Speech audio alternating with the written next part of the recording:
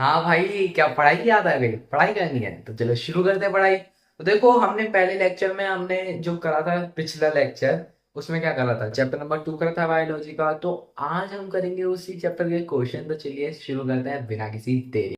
तो ये रही हमारी एमटीजी, और एमटीजी में हम करने वाले हैं एमटीजी के चैप्टर नंबर 2 के एमसीक्यू कॉर्नर। तो चलिए शुरू करते हैं बिना किसी देरी के। तो एमटीजी के कॉर्नर में, मतलब एमसीक्यू के कॉर्नर में, सबसे पहला जो टॉपिक आता है वो है 2.0 इंट्रोडक्शन से क्वेश्चंस आए हैं। यानी एनसीईआरटी का जो इंट्रोडक्शन है उससे भी क्वेश्चंस आते हैं, इसलिए मैं कहता हूँ एनसीईआरटी रीडिंग इज़ मस्ट। तो देखो, सबसे पहले आपने एक कॉपी बनाई होगी जिसमें आपने चैप्टर नंबर 1 के क्वेश्चन करे होंगे। जिसने भी चैप्टर 1 के क्वेश्चन नहीं करे हैं, मैं आई कार्ड में, यानी आई कार्ड का मतलब होता है जो एक वीडियो चलती है, वीडियो के इधर एक ब्लैक सी पट्टी आती है ना, उसे आई कार्ड कहते हैं। तो आई कार्ड पे मैं लिंक दे दूंगा, और उस पे जाके आप ये क्वेश्चन भी एक्सेस कर सकते हो और ये क्वेश्चन भी आप कर सकते हो। ठीक है, तो ये क्वेश्चन जब हो जाए आपके, जब आपका चैप्टर नंबर 1 कंप्लीट हो जाए, तब आप आना चैप्टर नंबर 2 के क्वेश्चनों पे। क्यों? क्योंकि आपस में लिंक्ड है क्वेश्चन। चैप्टर नंबर 1 जो है वो चैप्टर नंबर 2 का बेस बनाता है, इसलिए। तो देखो, हम करने वाले हैं चैप्टर नंबर 2 के क्वेश्चंस। पहला टॉपिक है इंट्रोडक्शन, उसका पहला क्वेश्चन करेंगे। आपको दिख रहा है? हाँ, तो देखिए, ऐसे रख लेता हूँ। पहला क्वेश्चन है, the classification system proposed by Linnaeus was dash kingdom system of classification. Linnaeus ने दो किंगडम्स का सिस्टम दिया था क्लासिफिकेशंस का, ये तो सबको पता है। कौन कौन से? एक प्लांटाई और एक एनिमेलिया। तो यही लिखते हैं सिंपल। सेकंड, देखो ये चार्ट जो है वो आपके एनसीईआरटी में बना हुआ है, उसी से क्वेश्चन आ गया है उठ के। तो देखो, हमें बताना है कि मोनेरा का जो सेल टाइप होता है वो कैसा होता है। प्रोकैरियोटिक होता है, तो पहले का जो होगा वो प्रोकैरियोटिक होगा। तो ये सी और डी ऑप्शन कट के ए और बी बचा है। अब सेकंड देखते हैं, मोनेरा में सेल वॉल होती है? सेल वॉल मोनेरा में होती है, यस। सेल वॉल जो होती है मोनेरा में वो प्रेजेंट होती है, तो एब्सेंट वाला ऑप्शन भी कट गया, बचा कौन सा? बी। तो बी इसका हो जाएगा आंसर। नाउ क्वेश्चन करते हैं थर्ड। आपको दिख रहा है ना? हाँ। In a Whittaker 5 kingdom classification eukaryotes are distributed among 2 kingdom classification, 3 kingdom classification, 4 kingdom classification, all 5 kingdom classification. तो विटेकर ने जो किंग फाइव विटेकर के जो 5 किंगडम क्लासिफिकेशन में यूकैरियोटिक, अब यूकैरियोटिक कौन कौन से हैं? यूकैरियोटिक ये चारों हैं, प्रोटिस्टा, फंगाई, प्लांटाई और एनिमिलिया। मोनेरा तो प्रोकैरियोटिक हो गया, मोनेरा प्रिमिटिव है तो प्रोकैरियोटिक हो गया। बचा कौन सा? प्रोटिस्टा बचा, फंगाई बचा, प्लांटाई बचा, एनिमिलिया बचा। तो 4 ग्रुप में डिवाइडेड यूकैरियोटिक्स, तो इसलिए सी ऑप्शन हो जाएगा।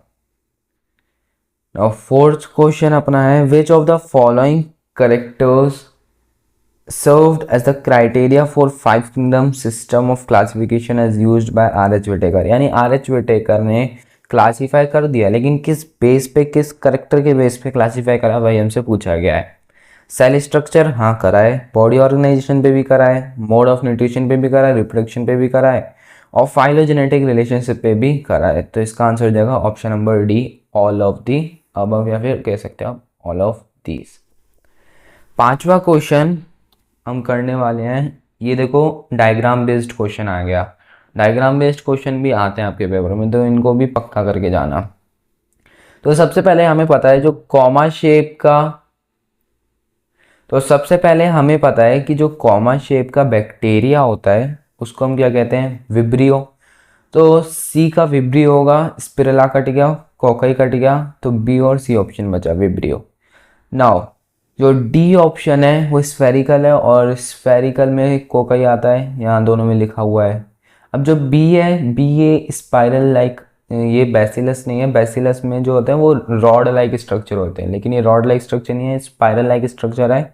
तो इसीलिए बेसिला हट जाएगा, सी ऑप्शन हो जाएगा। ए हमारा रॉड लाइक स्ट्रक्चर है बेसिला, और यहाँ पे spiral like structure spirilla, comma like structure vibrio, और स्पेरिकल लाइक स्ट्रक्चर कोकाई। तो फिफ्थ का आंसर हो जाएगा अपना सी। नाउ सिक्स्थ आप भी अपने मन मन में आंसर बताते जाना, और मन मन में तो ये कह सकते हो पाप हो सकता है, मन मन में तो पाप हो जाएगा, लेकिन अगर आपको एकदम सही ढंग से करना है तो आप भी कॉपी लेके बैठिए मेरे साथ और मेरे साथ क्वेश्चन सॉल्व करें। आप ऐसा करें कि जितनी देर में मैं आंसर निकाल रहा हूँ, मेरे को तो समझाने की ज़रूरत पड़ रही है इसलिए मेरे को देर लग रही है, लेकिन आपको कोई समझाना थोड़ी ना, आपको तो सिर्फ आंसर राइट करना है। तो आप आंसर लिख के फिर आगे बढ़ते चलिए, आंसर मैच करके आगे बढ़ते चलिए, लास्ट में हम आंसर भी चेक करेंगे और बताना आपका क्या स्कोर रहा। Read the following statement, next question. Read the following statement regarding methanogens, methanogen के रिगार्डिंग फॉलोइंग स्टेटमेंट को रीड करिए और select the correct option. They are included in the domain archaebacteria, हाँ मिथोजन्स आर्केबैक्टीरिया में ही आते हैं। They are responsible for the production of biogas in gobar gas plants, हाँ जरूर, तभी तो मिथोजन नाम पड़ा है, मीथेन रिलीज करते हैं। They live in hot spring, hot spring में नहीं रहते, हॉट स्प्रिंग में नहीं रहते, या मार्श कंडीशन में रहते हैं, हॉट स्प्रिंग में तो थर्मोसिडोफाइल्स रहते हैं। They are found in guts of ruminants, yes जरूर, तो पहला दूसरा और चौथा आपका ठीक है, तो देख लेते हैं पहला दूसरा और चौथा, तो बी ऑप्शन आपके करेक्ट हो जाएगा, सिक्स्थ का हो जाएगा बी ऑप्शन। सातवें का देख लेते हैं, क्वेश्चन आ रहा है। Read the following statement and select the correct option. Select करना है हमें करेक्ट ऑप्शन, यानी असर्शन रीजन है। Eubacteria possess rigid cell wall, eubacteria के पास एक रिजिड सेल वॉल होती है, हाँ होती है, उसी की वजह से वो मार्शी कंडीशंस, हॉट स्प्रिंग्स या फिर आप कह लो मराइन वाटर्स में रह पाते हैं। The cell wall structure of archaebacteria and eubacteria से, ना ना ना, इसी के बेस पे तो हमने डिफरेंशिएट करा था कि यू बैक्टीरिया, जो हमारे यू बैक्टीरिया होंगे, जो ट्रू बैक्टीरिया होंगे उनके पास सेल्यूलोस की सेल वॉल होगी, और जो आर्के बैक्टीरिया उनके उनके पास किसकी सेल होगी, पॉलीसेकेराइड की सेल होगी। तो स्टेटमेंट टू जो है वो इनकरेक्ट है, statement two is incorrect, statement one is incorrect, therefore this answer is B. Eighth question अपना है, cyanobacteria classified under which of the kingdoms, cyanobacteria किस किंगडम के अंदर आता है, तो सब जानते हैं, पूरा ब्रह्मांड जानता है कि मोनेरा के अंदर आता है, ये सवाल नहीं था। एट्थ क्वेश्चन बहुत इजी क्वेश्चन था, अगर वो गलत हो रहा है तो चैप्टर बाय दोबारा पढ़ो, सीधा 38th क्वेश्चन नहीं। चलो भाई, अब अपने आते हैं नाइन्थ क्वेश्चन, ये मैं थोड़ा ऐसे पकड़ के रखूँगा ताकि आपको अच्छा व्यू आए, ठीक है। तो नाइन्थ क्वेश्चन में हमें दे रखा है which of the following photosynthesis pigment cyanobacteria similar to green plant, इनमें से कौन सा फोटोसिंथेसिस, मतलब ग्रीन प्लांट से सिमिलर साइनोबैक्टीरिया में कौन सा फोटोसिंथेसिस पिगमेंट होता है, तो साइनोबैक्टीरिया में सिर्फ और सिर्फ क्लोरोफिल ए पाया जाता है। आपको ग्रीन प्लांट नहीं देखना, ग्रीन प्लांट में तो अब पता नहीं क्लोरोफिल, आपको नहीं पता ना, अभी आप प्लांट किंगडम आपने पढ़ा है, आपको नहीं पता कि क्लोरोफिल ए भी हो सकता है, बी भी हो सकता है, सी भी हो सकता है, आपको देखना है साइनोबैक्टीरिया में कौन सा होता है, तो साइनोबैक्टीरिया में ए होता है, तो हम नाइन्थ का ए लगाएंगे। उसके बाद tenth, cyanobacteria are used in agriculture field for crop improvement because they cause nitrogen fixation photosynthesis algal blooms all of these, तो टेंथ का सिर्फ आएगा नाइट्रोजन फिक्शन, क्योंकि एल्गल ब्लूम्स से तो एग्रीकल्चर फील्ड जो होगा वो डिस्ट्रॉय होगा, क्योंकि कीचड़ वीचड़ दलदल ही बनाएगा तो फसल कहाँ उग पाएंगी। तो साइनोबैक्टीरिया के पास एक स्पेशल स्ट्रक्चर होता है, पहले तो बात तो साइनोबैक्टीरिया एक फाइलम है, तो उसके अंदर आता है अपना एक ऑर्गेनिज्म जिसका नाम है नॉस्टॉक, और एनाबीना भी एक ऑर्गेनिज्म है, उनके पास होते हैं स्पेशलाइज्ड सेल जिसका नाम होता है हेटेरोसिस्ट, जो कि नाइट्रोजन फिक्शन, जो नॉस्टॉक और एनाबीना नाइट्रोजन फिक्शन कर रहे हैं वो नाइट्रोजन कहाँ रखते हैं, हेटेरोसिस्ट में, तो इसीलिए टेंथ का ऑप्शन हो जाएगा ए।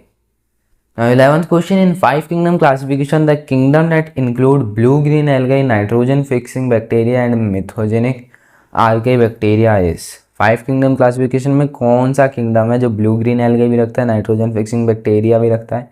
अब देखो मान लो आपको ब्लू ग्रीन एल्गे से लगा कि एल्गे ही है, लेकिन यहाँ से तो लग गया ना आपको कि बैक्टीरिया ही है, तो बैक्टीरिया तो सिर्फ मोनेरा में आते हैं, क्योंकि bacteria are the sole member, bacteria ही इकलौते मेंबर हैं किसके, मोनेरा के। Bacteria are the sole member of Monera, तो 11th का हो जाएगा D. 12th question, in Anabaena in Nostoc, आ गया ना क्वेश्चन, अभी समझाया था। Dash are the sites of nitrogen fixation, heterocyst, ये नाइट्रोजन फिक्सेशन की साइट होती है। 13th question, select the incorrect statement regarding the heterocyst. These are present in some filamentous cyanobacteria such as Nostoc and Anabaena, ठीक है। These cells are specialized to perform nitrogen fixation, ठीक है। The cell forms algal bloom in polluted water, algal bloom polluted water में बनाता है, ठीक है। तो 13th का हो जाएगा आपका इनकरेक्ट बताना है ना, तो एल्गल ब्लूम तो नहीं बनाता, एल्गल ब्लूम आपका बनाता है साइनोबैक्टीरिया।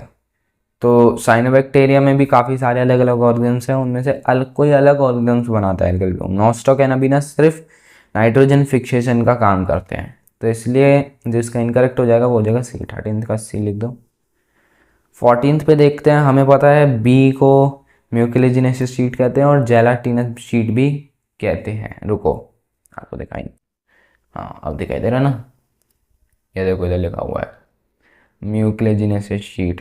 तो बी को म्यूक्लेजिनेसिस शीट भी कहते हैं और इसका दूसरा नाम ही जेलेटिनस शीट होता है, जो कि हमने लेक्चर में पढ़ा था। और ए हमारे जो पर्पल कलर का, ये जो पर्पल कलर का है ना ये पार्ट, इसको ही हम कहते हैं हेट्रोसिस्ट। तो इसलिए 14th का हो जाएगा हमारा ए ऑप्शन। 15th का देखते हैं, जस्ट वेट, या 15th का देखते हैं, डैश बैक्टीरिया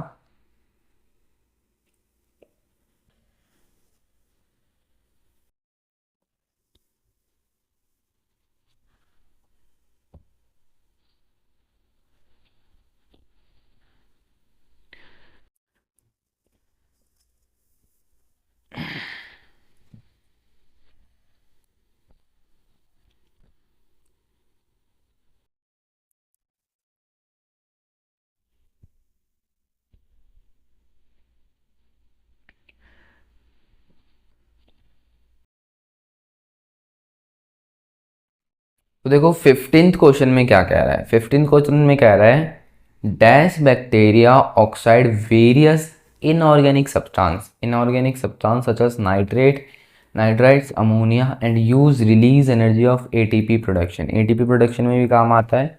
और नाइट्रेट्स, अमोनिया ऐसे सिंथेसिस को भी मतलब ऐसे इनऑर्गेनिक सब्सटेंस को भी ऑक्सीडाइज करता है। They play important role in recycling of nutrients, nutrients का रिसाइकल भी करता है। तो देखो यहाँ पे कुछ केमिकल वाली चीज़ें आ गई हैं, तो जहाँ पे केमिकल वाली चीज़ें आ जाएं आप आंख बंद करके लगा देना कीमोसिंथेसिस, ऑटोट्रॉफिक, और ये आपका सही भी जाएगा। नो अब आता है अपना 16th क्वेश्चन, थोड़ा नीचे कर देते हैं, या 16th क्वेश्चन कहता है dash are the important decomposer that cause decay and decomposition of dead bodies of plant and animal, यानी ये ऐसे इंपॉर्टेंट डिकम्पोजर्स हैं जो कि dead bodies, dead and decaying bodies को, जो कि प्लांट्स और एनिमल्स की, उनको डिकम्पोज करते हैं। तो डिकम्पोज अगर कोई कर रहा है तो यानी उसका न्यूट्रिशन होगा सैप्रोफिटिक, तो इसीलिए अपना आ जाएगा 16th का A option, saprophytic bacteria. 17th में विच of the following statement is incorrect, इनमें से कौन सी जो कह सकते हैं स्टेटमेंट है वो इनकरेक्ट है। Methanogens are responsible for production of biogas, ना ये ठीक है। Cyanobacteria help in production of antibiotics, नहीं। नेक्स्ट पे पढ़ते हैं एक बार, nitrogen fixing bacteria fix nitrogen in lagging root, ठीक है। Archaebacteria differ from other bacteria in having a different cell wall structure, ये भी बिल्कुल ठीक है। तो इसका आंसर हो जाएगा 17th का बी ऑप्शन। क्यों? क्योंकि साइनोबैक्टीरिया कोई भी एंटीबॉडीज़ बिल्कुल नहीं बनाता, कोई भी एंटीबायोटिक्स या एंटीबॉडीज़ कह रहा हूँ, एंटीबॉडीज़ तो हमारे शरीर के अंदर बनती है, एंटीबायोटिक्स नहीं बनाता है साइनोबैक्टीरिया। तो 17th का हो जाएगा अपना बी ऑप्शन। नाउ अपना 18th, select the pair that consist of bacterial disease. Bacterial disease कौन कौन से, मतलब बैक्टीरियल डिजीज कौन कौन से हैं वही बताना है हमें। तो क्लोरेला भी होती है, टाइफाइड भी होती है, सिट्रस कैंसर भी होती है, टिटनस भी होती है। ये चारों की चारों एग्जाम्पल एक ही लाइन में लिखे पड़े हैं एनसीईआरटी में। लेकिन एड्स और डेंगू ये बैक्टीरियल डिजीज़ नहीं है, तो इसलिए 18th का हो जाएगा डी ऑप्शन। ठीक है, समझ आ रही है ना चीज़ें? कुछ भी समझ नहीं आए, अगर कुछ भी समझ नहीं आए तो सीधा जो समझ नहीं आया ना कमेंट सेक्शन में बता दो, मैं आपको ज़रूर ज़रूर रिप्लाई दूंगा। ठीक है, नाउ नेक्स्ट हमारा है dash is the most common method of reproduction in bacteria. ये कॉमन मेथड है रिप्रोडक्शन बैक्टीरिया का। तो देखो कॉमन मेथड क्या है, बाइनरी फिजन, क्योंकि बैक्टीरिया तो सबसे ज़्यादा अगर देखो सबसे पहले अगर आप अगर कोई भी लो लेवल का ऑर्गेनिम्स है, ठीक है, कोई भी लो लेवल का ऑर्गेनिम्स है, तो सबसे कॉमन उसके लिए रिप्रोड्यूस करने का क्या तरीका हो सकता है? सबसे कॉमन तरीका हो सकता है कि वो डिफरेंशिएट कर जाए, और अगर वो डिफरेंशिएट कर जाए तो उसे तो बाइनरी फिजन कहते हैं। तो वही होगा हमारा 19th का ए ऑप्शन। तो देखो यहाँ पे दे भी रखा है कि ऐसे डिवाइड करता है ये। अब हमारा next but not the least question, next question है हमारा given figure represent the dividing bacterium. Bacterium divide हो रहा है, उसको उसका फिगर दिया गया हमें। Identify the different part and select the correct option for A and B. तो देखो ए जो है वो है सेल वॉल, ठीक है, ए जो है वो है सेल वॉल, और बी जो है वो है डीएनए। तो सिंपल हमारा ए ऑप्शन इसका करेक्ट ऑप्शन हो जाता है। 21st, mycoplasma are classified under which of the following kingdom. Mycoplasma किस किंगडम के अंदर आता है? तो मोनेरा के अंदर आता है। सबसे छोटे ऑर्गेनिम्स इसमें पाए जाते हैं। नाम बताना आप कमेंट सेक्शन में। Which one of the following is an incorrect statement regarding mycoplasma. Mycoplasma के लिए इनकरेक्ट स्टेटमेंट कौन सी हो सकती है? Lack cell wall, yes, cell wall नहीं होती इनके पास। They are smallest living cells, ठीक है। They cannot survive without oxygen, no, they can survive without oxygen. वो ऑक्सीजन के बिना भी सर्वाइव कर सकते हैं, इसीलिए तो उन्हें एनारोबिक घोषित किया गया था। तो 22 का जो आंसर हो जाएगा, इनकरेक्ट हमें सेलेक्ट करना था, तो जो हमारा गलत है वो हमारा करेक्ट हो जाएगा, तो सी ऑप्शन। 23rd क्वेश्चन पे आते हैं अपन। 23rd क्वेश्चन हमें दे रखा है which of the following option incorrectly distinguish the kingdom Monera and protista. हमें सीधा सीधा बोला गया है कि मोनेरा और प्रोटिस्टा में कौन डिस्टिंग्विश किया गया है। अब कौन सा पॉइंट आपका गलत है? तो देखो मोनेरा में यूनिसेलुलर प्रोकैरियोटिक्स होते हैं, ठीक है। प्रोटिस्टा में भी यूनिसेलुलर प्रोकैरियोटिक नहीं होते, यूनिसेलुलर यूकैरियोटिक होते हैं। अब देखो क्या लिखा हुआ है, मल्टी सेलुलर, तो पहला ही पॉइंट गलत है। तो 23rd का हो जाएगा ए ऑप्शन। नाउ बढ़ते हैं अपने नेक्स्ट क्वेश्चन की तरफ। 24th, क्लियर तो आ रही है ना चीजें? Which of the following kingdom has no well defined boundaries. तो देखो एक ही किंगडम है प्रोटिस्टा। आपको समझाने के लिए मैंने पहले से डायग्राम ही बना रखा है। सबसे पहले एवोल्यूशन की भाग दौड़ में सबसे पहले आए थे अपने मोनेरा, एम से डिनोट करते हैं। मोनेरा से बना एक ब्रॉड टॉपिक जिसका नाम है प्रोटिस्टा। मतलब कुछ प्रोटिस्टा जाके बने फंजाई, कुछ प्रोटिस्टा जाके बने प्लांटाई, और कुछ प्रोटिस्टा ही जाके बने एनिमेलिया। तो अगर आप देख सकते हो कि प्रोटिस्टा मोनेरा से भी लिंक है, फंजाई से भी लिंक है, प्लांटाई से भी लिंक है, और एनिमेलिया से भी लिंक है, तो इसकी कोई भी वेल डिफाइंड बाउंड्रीज नहीं है। तो इसलिए 24th का आंसर हो जाएगा बी। अभी तो देखो, अभी तो मैंने आपको रीज़न बता दिया, लेकिन अगर रीज़न नहीं पता होता तब आप क्या करते? आप देखते कि टॉपिक कौन सा है, प्रोटिस्टा, तो सवाल किसका पूछा होगा? प्रोटिस्टा का ही पूछा होगा, तो प्रोटिस्टा लगा देते। लेकिन अगर यही पेपर में आता तब आप क्या करते? उसके लिए तो पता होना चाहिए ना रीज़न। इसलिए कहता हूँ हर एक चीज़ बारीकी से बहुत ध्यान से पढ़ो, रिलेट करके पढ़ो चीज़ों को ताकि आपको आसानी हो। नेक्स्ट क्वेश्चन आता है 25th question, which of the following organisms have been placed under the kingdom Protista. Kingdom Protista के अंदर कौन कौन से ऑर्गेनिजम्स आते हैं? क्रिजोफाइट, डाइनोफ्लेजेलेट, लेगुमिनोसा, सेलेनियोलस, प्रोटोजोआ, ऑल ऑफ दिस, ये सारे के सारे प्रोटिस्टा के ही पार्ट हैं। तो 25th का हो जाएगा D. 26th, member of kingdom Protista are primarily, जो मेंबर्स होते हैं प्रोटिस्टा किंगडम के वो प्राइमरली कैसे होते हैं? एक्वेटिक होते हैं, ये ध्यान रखना। 26th का हो जाएगा सी। 27th, क्योंकि देखो पैरासाइट तो फंजाई के होते हैं और टेरेस्ट्रियल जो होते हैं वो एनिमेलिया के होते हैं। एनिमेलिया के ऐसा नहीं है कि आपका उसमें नहीं आ सकते, एक्वेटिक में नहीं आ सकते, लेकिन जनरली एक्वेटिक में भी बटे हुए हैं जो फिशेस वगैरह हैं और टेरेस्ट्रियल में भी बटे हुए हैं। तो कोई ज़्यादा झंझट है नहीं, लेकिन प्रोटिस्टा जो है वो ज़्यादातर एक्वेटिक होते हैं, सिंपल सी बात है। 27th क्वेश्चन हमें कहता है the kingdom protista form a link with kingdom.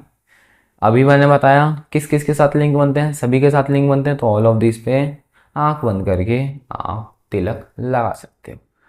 28th question, which of the following group of organisms are include under chrysophytes. Chrysophytes के अंदर कौन कौन से ग्रुप के ऑर्गेनिजम्स को, कौन कौन से ऑर्गेनिजम्स के ग्रुप को इंक्लूड करा गया है? देखो हमारे यहाँ पे डाइनोफ्लैजिलेट और क्रीजोफाइट तो अलग अलग हैं, तो ये कट गया। यूग्लिनोइडी भी अलग है, स्लिमोइड भी अलग है, बचा क्या diatom and desmids.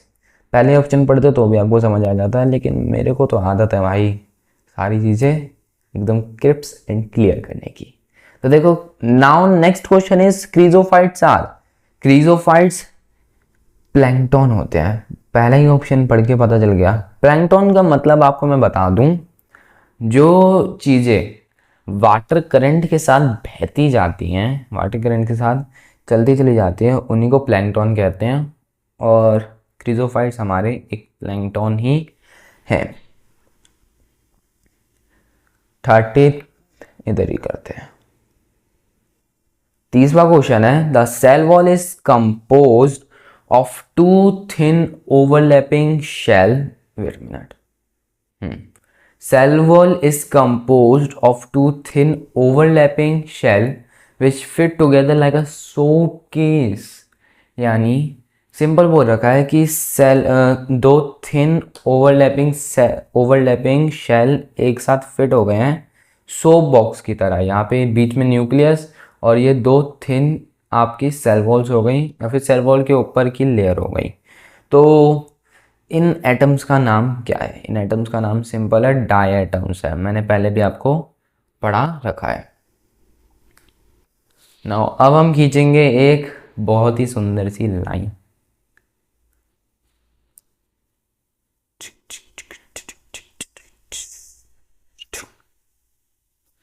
Now next question हमारा आता है 31st। इसको मैं थोड़ा कर देता हूँ इधर और अपना कॉपी रख देता हूँ नीचे। देखो 31st क्वेश्चन तो आ रहा है। 31st क्वेश्चन से कहाँ तक आ रहा है? स्टेगन टू वाटर का लिखा हुआ है, यहाँ तक आ रहा है। चलो कोई नहीं, 31st क्वेश्चन पे ध्यान लगाते हैं। 31st क्वेश्चन कहता है अपना कि siliceous फ्रस्टुलस of diatoms being इंडस्ट्रिबल।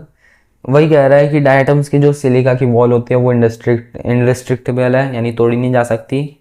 Piled up at the bottom of ocean, ocean के नीचे पाइल हो जाती है and form a thin bed over billions of year, और एक थिक बेड बना लेती है। मतलब ओशियन के बेड के ऊपर एक बेड बना लेती है। बेड मतलब वो नहीं जो क्या बोलते हैं घरों में लगा रहता है, बेड मतलब यहाँ पे एक लेयर की बात हो रही है। तो एक बहुत थिक मतलब मोटी, ठीक है, तो एक मोटा सा बेड की यानी एक मोटी सी लेयर बना लेते हैं ओशियन की लेयर के ऊपर। उसको क्या कहते हैं? उस स्ट्रक्चर को हम डायटोमिशियस अर्थ कहते हैं। अब देखो यहाँ से ना आपको एक बहुत बढ़िया डेफिनेशन मिल गई है, क्योंकि डायटोमिशियस अर्थ पे अगर आप कोई भी डेफिनेशन बना के लिखोगे नंबर आपके कटते हैं। लेकिन अगर आप ये डेफिनेशन याद कर लो कि siliceous frustules of diatoms being indestructible होती हैं, therefore they piled up the bottom of the ocean and form a thick bed over the billions of years. Such a thick bed is known as diatomaceous earth. तो 31st का हो जाएगा B. 32nd, diatomaceous earth is used for all except। Diatomaceous सभी जगह use होता है, सिर्फ एक जगह यूज़ नहीं होता। तो देखो पॉलिशिंग में यूज़ होता है, फिल्ट्रेशन ऑफ सिरप में भी यूज़ होता है, फिल्ट्रेशन ऑफ ऑयल में भी यूज़ होता है, लेकिन बायोगैस प्रोडक्शन ये नहीं करता। बायोगैस प्रोडक्शन का काम तो मिथोजेंस का है, तो डायटोमीशियस अर्थ क्यों करेगा? ये तो प्रोटिस्टा चल रहा है ना भाई। तो हमारा डायटोमीशियस अर्थ जो काम नहीं करता वो है डी। तो 32 का डी ऑप्शन हो जाएगा करेक्ट। या now 33rd, dinoflagellate are mostly marine and saprophyte, fresh water photosynthesis, marine and photosynthesis, terrestrial and photosynthesis। तो देखो इसका होगा बी ऑप्शन, क्योंकि डाइनोफ्लैजिलेट जो होते हैं वो फ्रेश वाटर में और पाए जाते हैं और फोटोसिंथेसिस होते हैं। फोटोसिंथेसिस कैसे? क्योंकि उनके पास एक सेलुलोज की स्टिफ लेयर होती है जिससे वो अपना खाना खुद बना सकते हैं। कहो तो आप दूसरे वर्ड में कह सकते हो कि वो ऑटोट्रॉफिक भी होते हैं। तो 33rd का ऑप्शन हो जाएगा सी। 34th, अ slide under microscopic show following structure. एक स्लाइड रखी गई माइक्रोस्कोप के अंदर और ये स्ट्रक्चर पाए गए। सॉरी, पहला यूनिसेलुलरिटी, दूसरा वेल डिफाइंड न्यूक्लियस। न्यूक्लियस भी वेल डिफाइंड है तो प्रोकैरियोटिक तो है नहीं, यूकैरियोटिक में है। यूनिसेलुलरिटी है तो फंगाई होगा नहीं, प्रोटिस्टा ही होगा। अब प्रोटिस्टा में हमें देखना है कौन सा है। बाइफ्लैजिलेट है। अगर बाइफ्लैजिलेट है, one flagellum like longitudinally, other like transversely, तो ये तो सिर्फ डाइनोफ्लैजिलेट में होता है। स्टिफ सेलुलोज प्लेट भी है। अब तो कंफर्म हो गया कि ये डाइनोफ्लैजिलेट है। तो 34th का डी। आपको ना एमसीक्यू में अश्योरिटी यानी एक्यूरेसी देखनी होती है कि कौन से ऑप्शन की ज़्यादा एक्यूरेसी है, क्योंकि अगर मान लो ये दो ऑप्शन नहीं दिए होते तो बैक्टीरियम कट जाता, क्योंकि वेल डिफाइंड न्यूक्लियस बैक्टीरियम का होता ही नहीं है। प्रोटोजोआ, यूग्लिनोइड और डाइनोफ्लैजिलेट बचता। फिर आपका आता बाइफ्लैजिलेट, तो बाइफ्लैजिलेट होता तो प्रोटोजोआ कट जाता। या हाँ, प्रोटोजोआ कट जाता। क्यों? क्योंकि यूग्लिनोइड के पास भी क्या कहते हैं उसे, दो फ्लैजिला होते हैं, एक लॉन्ग और एक शॉर्ट। तो अब नेक्स्ट ऑप्शन में और एक्यूरेसी दी गई कि सेलुलोज स्टिफ प्लेट्स भी हैं उसके पास, यानी ठोस सेलुलोज की प्लेट्स भी हैं। तब आपकी एक्यूरेसी 100% लगी कि हाँ डी ऑप्शन ही होगा। नाउ नेक्स्ट क्वेश्चन 35 में ये हमें डायग्राम दिया गया है। अब आपको बताने हैं कौन सा है। तो डाइनोफ्लैजिलेट है, सिंपल। डायग्राम्स बेस्ड क्वेश्चन आते हैं पेपर में और इनको आप अगर मान लो सीबीएसई में नहीं आए तो नीट में तो ज़रूर आएंगे, तो हमें तो पक्का करके चलना ही है। Red tide in warm coastal water develop due to abundance of red tide किसकी वजह से बनती है? डाइनोफ्लैजिलेट की वजह से।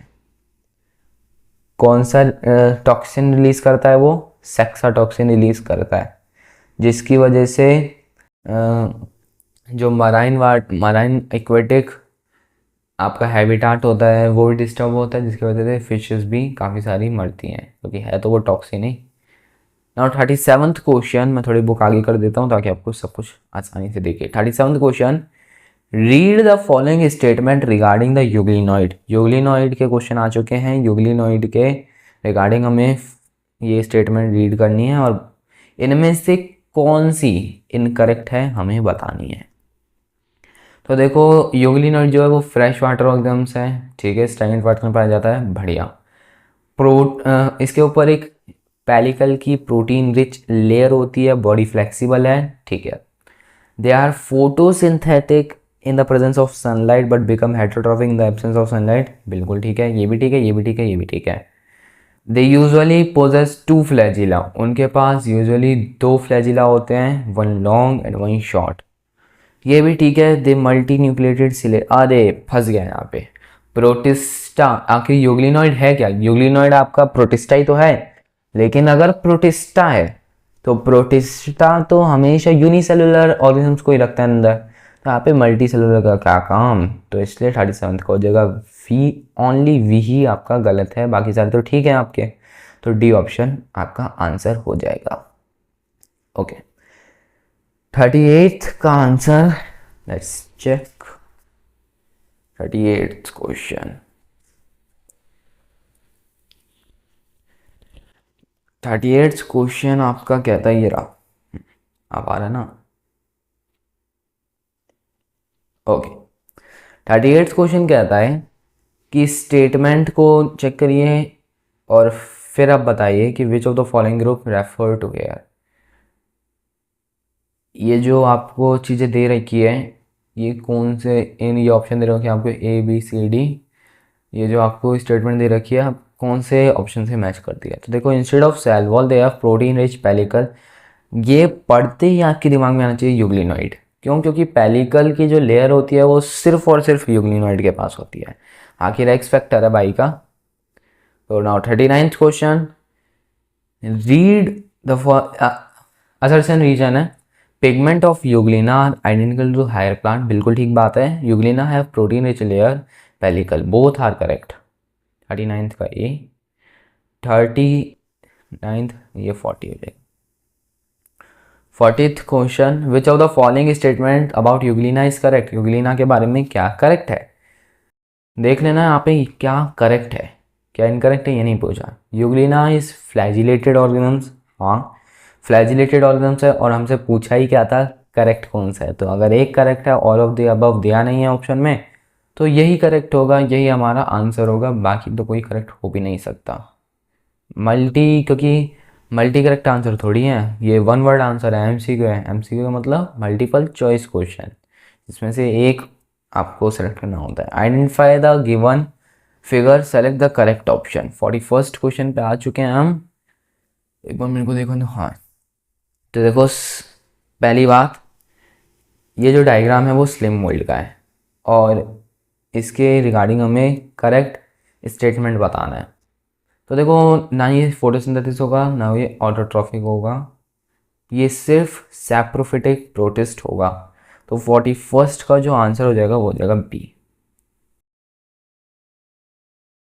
42nd, the multinucleated slimy mass of protoplasm which forms the body of slime molds is called। Multinucleated slimy mass होता है प्रोटोप्लाज्म का। प्रोटोप्लाज्म जहाँ पे न्यूक्लियस और साइटोप्लाज्म मिक्स होकर प्रोटोप्लाज्म बनाते हैं, और उसके अंदर जब मल्टी न्यूक्लियस ऐसे आ जाए तो उसको क्या कहेंगे हम, प्लाज्मोडियम कहेंगे। 43rd question, which of the following combinations of characters is true for slim moulds. इनमें से कौन सा करेक्टर स्लिम मोल्ड्स के लिए एकदम ट्रू है? सेट्स, करेक्टर्स के सेट्स दे रखे हैं हमें, वो कौन से ट्रू हैं? तो देखो, सबसे पहला पैरासिटिक, ये नहीं होता, और देखो इधर भी एक आपको ऑप्शन दे रखा है डी ऑप्शन, यहाँ पे सेप्रोफाइटिक है ना। तो 43rd का जो आंसर होगा, अब पहले आगे भी देखते हैं। यहाँ पे आपको दे रखा है, आपने पढ़ा था कि इसके जो प्लाज्मोडियम अनफेवरेबल कंडीशन में डिफरेंशिएट कर जाता है और स्पोर फॉर्म करता है, और स्पोर एयर करेंट्स के द्वारा डिफरेंशिएट हो जाते हैं। तो वही देखते हैं हम, वाटर के द्वारा करता नहीं है, बी और सी ऑप्शन कट गया, ए एयर करंट है, और आपका जो डी ऑप्शन है वो भी एयर करंट है। नाउ अब यहाँ पे दे रखा है कि प्लाज्मोडियम के पास विदाउट वॉल, प्लाज्मोडियम के पास वॉल नहीं होती। तो अब दे प्लाज्मोडियम के पास वॉल नहीं होती, और यहाँ पे भी हमें दे रखा है प्लाज्मोडियम के पास वॉल नहीं होती। तो यानी इसका मतलब हमें ये तो क्लियर होगा कि प्लाज्मोडियम के पास कोई भी वॉल नहीं होती। तो ये तो दोनों पे सिमिलर था। अब बचा क्या लास्ट, यहाँ पे पैरासिटिक है और यहाँ पे है saprophytic. That's why A B and C option are eliminated and D option is right. 43rd का डी ऑप्शन। 44th क्वेश्चन हम देखने वाले हैं, dash is flagellated protozoa that cause disease. अब देखो, स्लिम मोल्ड से बाहर आते हैं प्रोटोजोआ पे, प्रोटोजोआ में भी फ्लैजिलेटेड प्रोटोजोआ। तो फ्लैजिलेटेड प्रोटोजोआ जो कि एक डिजीज़ कॉज करता है। अगर फ्लैजिलेटेड प्रोटोजोआ है तो आपका आएगा ट्रिपैनोसोमा। ट्रिपैनोसोमा, और ये डिजीज़ कॉज करता है स्लीपिंग सिकनेस। क्यों? क्योंकि 44th कह रहा हूँ, फ्लैजिलेटेड जो प्रोटोजोआ है उसमें हमें एक एग्जांपल दिया हुआ है ट्रिपैनोसोमा, तो स्लीपिंग सिकनेस कॉज करता है। तो डी ऑप्शन इसका आंसर हो जाएगा। 44th का हो जाएगा डी। 45th क्वेश्चन देखते हैं अपन। 45th क्वेश्चन में विच of the following is ciliated protozoa. Ciliated protozoa क्या है? फ्लैजिलेटेड और सिलिएटेड में फ़र्क क्या है? फ्लैजिलेटेड में फ्लैजिला निकले होंगे जो कि आउटग्रोथ हैं, और सिलिएटेड में हमें छोटी छोटी आउटग्रोथ होंगी और वो सेवरल्स होंगे, जिसको हम सिलिएटेड सीलिया भी कहते हैं। सिलिएटेड सीलिया नहीं, ओनली सीलिया, सीलिया भी कहते हैं। तो इसका जो आंसर होगा वो होगा पैरामीशियम। पैरामीशियम में हमें एक एग्जांपल दिया गया था, सबके एक एक एग्जांपल दिए गए हैं तो याद करने में कोई ज़्यादा मुश्किल आती नहीं है। तो 45th का हो जाएगा C option. Now 46th question, identify the given figure protozoa A के आपको दे रखे हैं। क्या दे रखे हैं? Identify the given figure of protozoa A. आपको इस फिगर का प्रोटोजोआ ए, इनमें से कोई सा भी प्रोटोजोआ हो सकता है, आपको आइडेंटिफाई करना है। The group B it's belongs to, और ग्रुप बी में बता रखा है कि वो किससे बिलोंग करता है। तो देखो यहाँ पे सीलिया निकले हुए हैं, और वैसे भी ये जो डायग्राम है वो पैरामीशियम का है। तो पैरामीशियम दो जगह है। तो पैरामीशियम फ्लैजिलेटेड तो नहीं है, सीलिएटेड है। तो सी ऑप्शन 46 का करेक्ट ऑप्शन हो जाएगा। 47th देख लेते हैं हम। आ रहा है 49 तक आ, ठीक है। 47th क्वेश्चन देख लें। Identify the given organs A and B. A हमारा युगलिना है, यस, ए जो है वो युगलिना है, और बी जो है वो है पैरामीशियम। तो both A and B are include in kingdom Protista, yes.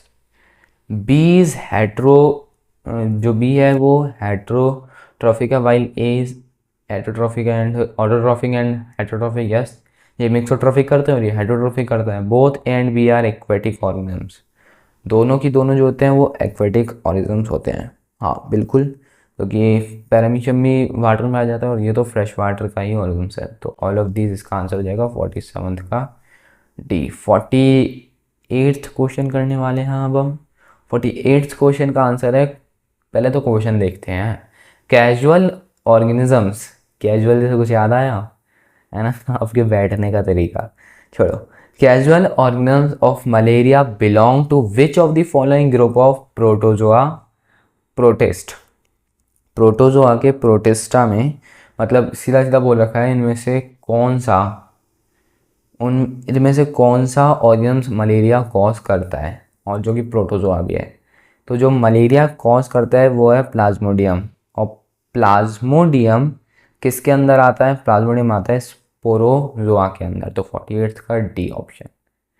ये सारी चीज़ें पढ़ा रखी है मैंने आपको, जिसने भी लेक्चर नहीं देखा जाके देख सकते हो लेक्चर, एंड स्क्रीन में लगा दूंगा। अब एंड स्क्रीन क्या होता है, गूगल पर सर्च करना। Next, the sporozoa are all internal सब कैसे हैं? पैरासाइट है, ठीक है। They typically have an infected cyst stage in their life cycle. An example of, अगर देखो एक इन्फेक्टिव सिस्ट स्टेज, सिस्ट का मतलब यहाँ पे दे रखा है स्पोर स्टेज, अगर कोई डेडिकेट कर रहा है तो स्पोर स्टेज आपका आ जाएगा उसमें स्पोरोजोआ में। और स्पोरोजोआ का में एक एग्जांपल दिया हुआ है प्लाज्मोडियम। सी ऑप्शन हो जाएगा। 49th का हो जाएगा सी ऑप्शन। 50 क्वेश्चन होने वाले हैं हमारे। नाउ 50वां क्वेश्चन, इसको हल्का सा ऊपर कर दूं मैं ताकि ज़्यादा क्वेश्चन एक ही स्लाइड में आ सके। अरे यार 56th क्वेश्चन भी सही से नहीं आ रहा, कोई नहीं। कोइनोसाइटिक माइसीलियम किंगडम फंगाई के ऊपर आ चुके हैं हम। अरे यार हमसे पता है एक गलती हो गई, पूछो क्या? हमने ना और टॉपिक्स डाले ही नहीं, इंट्रोडक्शन में सभी करे जा रहे हैं। चलो कोई नहीं, यहाँ पे डाल देते हैं, पहले देखते हैं कितने टॉपिक हैं। 2.6, यस 2.6 क्वेश्चन। तो 2.1 भी करेंगे, 2.2 भी करेंगे, 2.3 भी करेंगे, 2.4 भी करेंगे, 2.5 भी करेंगे एंड 2.6 भी करेंगे। ठीक है, तो 15th क्वेश्चन का आंसर तो पहले देखते हैं। तो देखो, कॉइनोसाइटिक माइसीलियम, कॉइनोसाइटिक का मतलब एक ही सेल में काफ़ी सारे न्यूक्लियस आ जाए, मतलब एक से ज़्यादा न्यूक्लियस आ जाए। अगर एक से ज़्यादा न्यूक्लियस हैं तो वो असेप्टेट होगा, और असेप्टेट, असेप्टेट पहले देखते हैं। ये सेप्टेट, ये भी सेप्टेट, तो ये कट गया, और ये असेप्टेट, सी ऑप्शन इसका करेक्ट हो जाएगा। 51st, main component of cell wall of fungi is, main component आपको बताना है सेल वॉल फंगी का, तो वो काइटिन है। 51st का सी। 52nd का, 52nd का एक बार देखते हैं, पहले कॉपी कर दूँ मैं। हाँ जी, 52nd का देखते हैं। Eukaryotic achlorophyllous heterotrophic organisms are grouped under which of the following kingdom? Achlorophyllous, eukaryotic and heterotrophic organisms जिसके अंदर ग्रुप करे गए हैं उसी का नाम फंजाई है। 53rd क्वेश्चन में हमें दे रखा है fungi show asexual reproduction by all of the following kind of spores except, यानी एक्सेप्ट में है, यहाँ पे सीधा सीधा क्वेश्चन बोल रहा है कि इन चारों इन फंगाई जो है, इन चारों में से किसी एक को छोड़कर आसेक्सुअल रिप्रोडक्शन, किसी एक को छोड़कर बाकी सभी स्पोर से आसेक्सुअल रिप्रोडक्शन करता है। तो जिसको छोड़ रहा है वो सेक्सुअल रिप्रोडक्शन करेगा। अब सेक्सुअल रिप्रोडक्शन अगर कोई कर रहा है तो उसका नाम भी तो हमें पता होना चाहिए, तो ऊ स्पोर जो है वो सेक्सुअल रिप्रोडक्शन करता है। तो 53rd का हो जाएगा बी। पता है, ये आपको एक बात होता हूँ, फाइकोमाइसिटीज़ और ऊमाइसिटीज़, फाइकोमाइसिटीज़ से ही मिलके, मतलब फाइकोमाइसिटीज़ से ही निकला है आपका ऊमाइसिटीज़। आपको ये बताया नहीं है किंगडम ऑफ फंगाई में कितने आपको बताए गए हैं, 4 ही बताए गए हैं शायद। हाँ, फाइकोमाइसिटीज़, बेसिडियोमाइसिटीज़, एस्कोमाइसिटीज़, सॉरी फाइकोमाइसिटीज़ सीरीज़ में ही रखना है हमें हमेशा, फाइकोमाइसिटीज़, एस्कोमाइसिटीज़, बेसिडियोमाइसिटीज़ और डिटेरोमाइसिटीज़। लेकिन ये आपको चारों पढ़ाए गए हैं, तो ये ना पता है पुराना हो गया, आउटडेटेड हो गया है। जो अभी नई साइंस आई है उसके हिसाब से, मतलब सिलेबस नया नहीं आया, जो अभी नई खोज वगैरह हुई है उनके हिसाब से जो फाइकोमाइसिटीज़ है उन्हीं से ही एक मिलता जुलता ग्रुप आता है ऊमाइसिटीज़।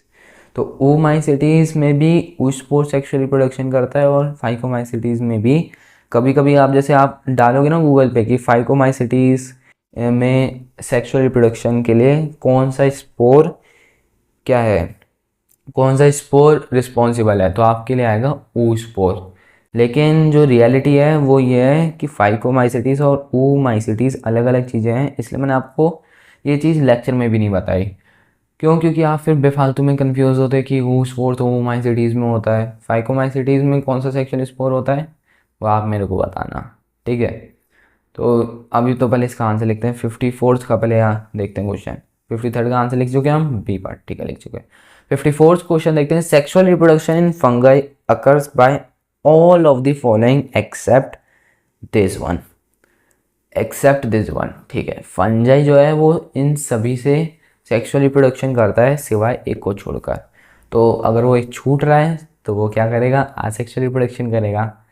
वो स्पोर सेक्सुअल रिप्रोडक्शन करता है, अभी हम देख के आए हैं। इसको कार्प और बेसिडियो स्पोर भी अपना अपना काम दिखाते हैं। इसको कार्प है, इसको पोर, जो कि इसको कार्प से बनता है, बेसिडियो स्पोर बेसिडियो कार्प से बनता है। तो जू स्पोर ही बचता है जो कि आसेक्सुअल रिप्रोडक्शन करता है। तो 54th का सी। 55th का देखते हैं हम।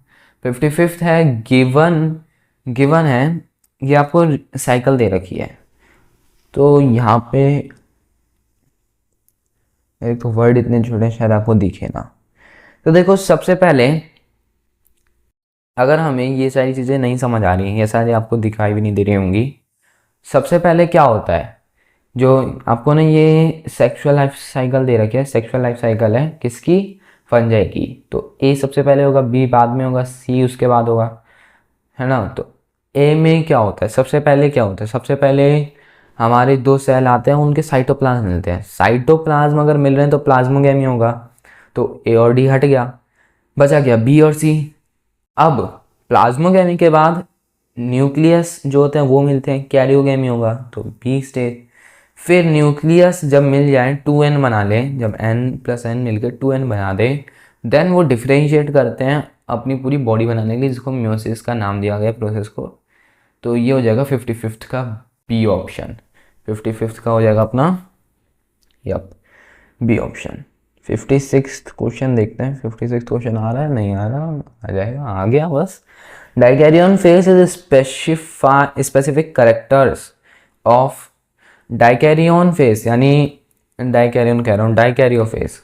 तो डाइकैरियन स्टेज किन किन में बनता है, आपको मैंने बताया था कि 3 करेक्टर होते हैं।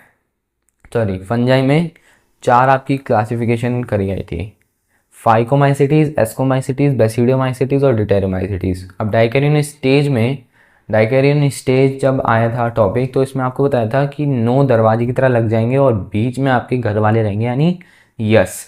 तो बीच में कौन कौन से हैं, एस्कोमाइसिटीज और बेसिडियोमाइसिटीज, और एस्कोमाइसिटीज और बेसिडियोमाइसिटीज के पास ही डाइकैरियो फेस की स्पेसिफिक करेक्टर होती है। तो डी ऑप्शन इज राइट, और कह सकते हो आप करेक्ट ऑप्शन। 57th क्वेश्चन देखते हैं। Which of the following classes of kingdom fungi are characterized by presence of coenocytic multinucleus and aseptate mycelium. सिर्फ एक के पास होता है जिसका नाम है phycomycetes. Option B is correct. अब जल्दी जल्दी थोड़ी स्पीड बढ़ाते हैं। Are you ready?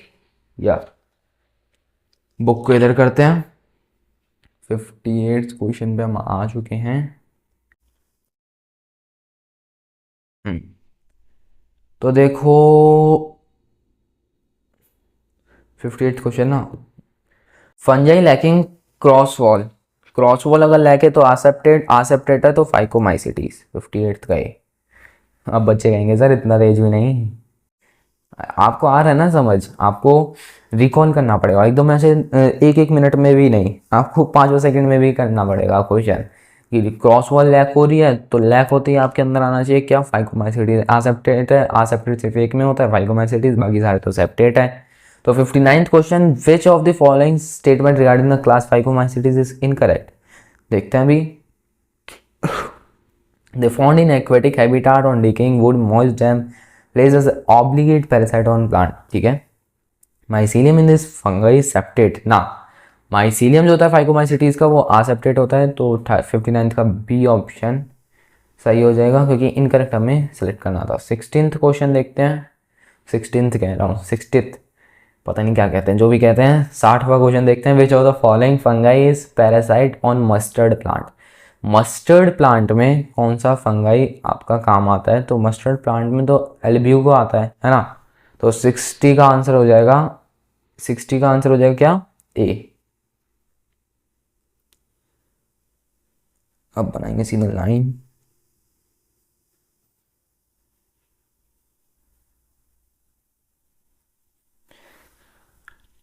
लाइन बना के हम क्या करेंगे, पन्ने बजाएंगे।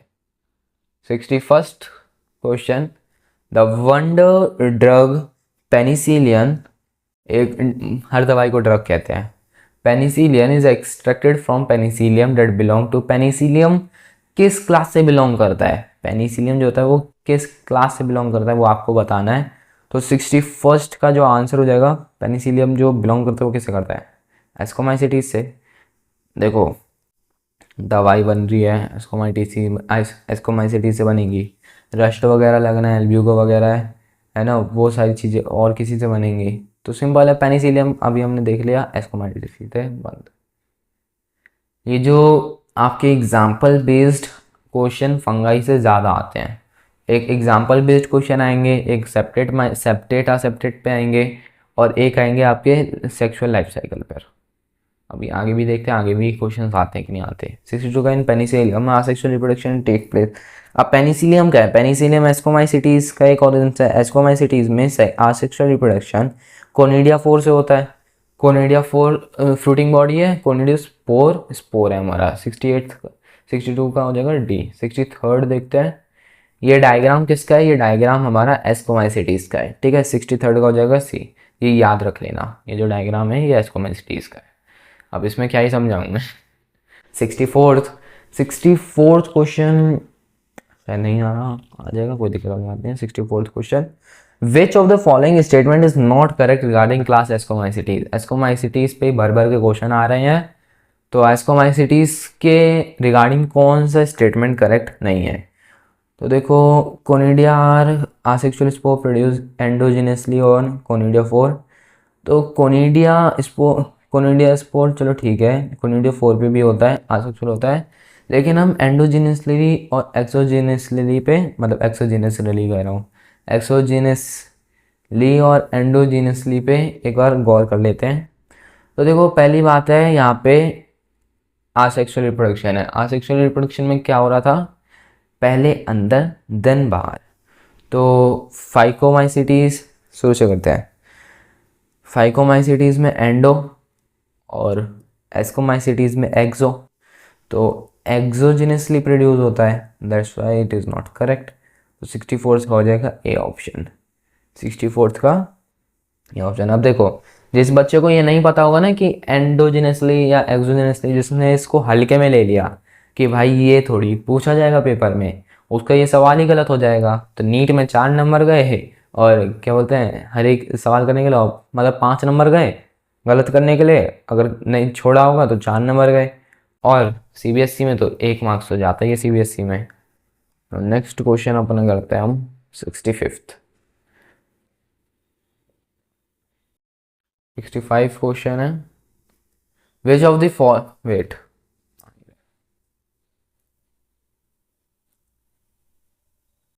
हाँ जी, 65th क्वेश्चन है, which of the following statement is या फिर are correct regarding sexual reproduction in basidiomycetes. Sexual reproduction basidiomycetes में होता है, बिल्कुल होता है। चलो देखते हैं कैसे है। Plasmogamy occurs by fusion of two somatic cell of different strain. Strain रंग को कहते हैं, इसलिए मैंने अंडरलाइन भी कर रखा है, आपको पता नहीं होगा, अगर मतलब पता नहीं होगा तो बता दिया। तो प्लाज्मोगेमी में 2 अलग अलग स्ट्रेन मिल रहे हैं, यानी 2। प्लाज्मोगेमी का मतलब भी होता है साइटोप्लाज्म मिलना, तो चलो ठीक है। Karyogamy are and meiosis occurs, ठीक है, कैरियोगेमी एंड, अगर प्लाज्मोगेमी हो रही है, सीधा कैरियोगेमी नहीं हो रही, प्लाज्मोगेमी हो रही है, तो यानी डाइकैरियन स्टेज ही बनेगा, डाइकैरियन स्टेज बनता है। बैसिडियोफोर आर एक्सोजिनसली प्रोड्यूस ऑन बैसिडियम। कौन सा पूछा है, सेक्सुअल का पूछा है ना। सेक्सुअल में पहले बाहर फिर अंदर, तो एक्सो एंडो एक्सो, ठीक है, एक्सो होता है। कैरियोगेमी भी होता है, म्यूसिस भी होता है, बैसिडियम प्रोड्यूस ऑन बैसिडियोफोर, ठीक है, डी।